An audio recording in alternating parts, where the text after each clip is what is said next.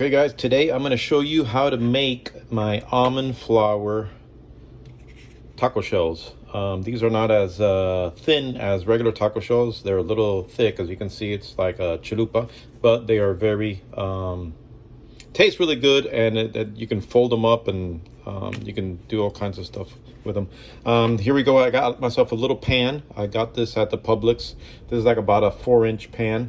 I went ahead and I put some spray butter on it, which is I use Pam. Tastes like butter.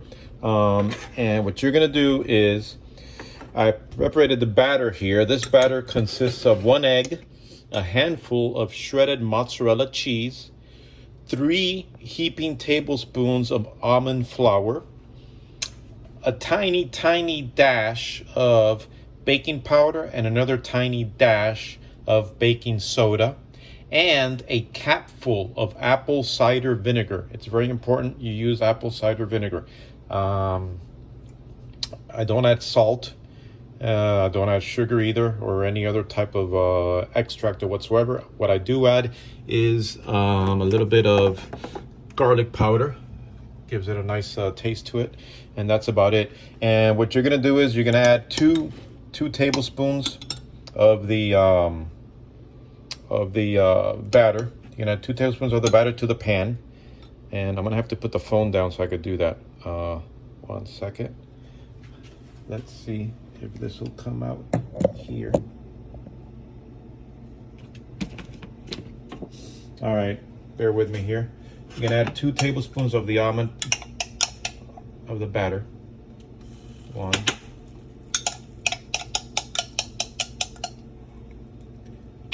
2.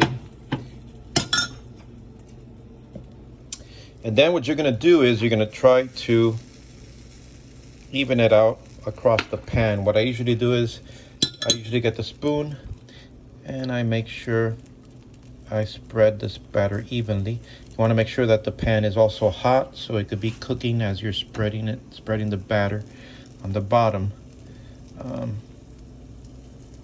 It's kind of hard to do with only one hand, but hey.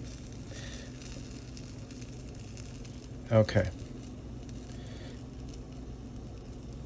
Want to make sure that you don't have any holes in the middle or anything, and there's no lumps or bumps or parts that are bigger than the other. All right, that's good enough. Then you're gonna put it for a minute, more or less. Now, usually when you can tell once it's done, once you shake it like this, the tortilla almond shell or whatnot moves. I'll show you in a little bit once it's done. Like I said, you could use this as taco shells. You could put I've put hot dogs on it.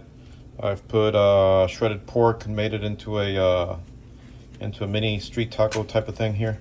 Or you can use it as regular bread. Even tastes pretty good. For regular bread, you might want to add some butter to make it taste a little buttery. Yeah,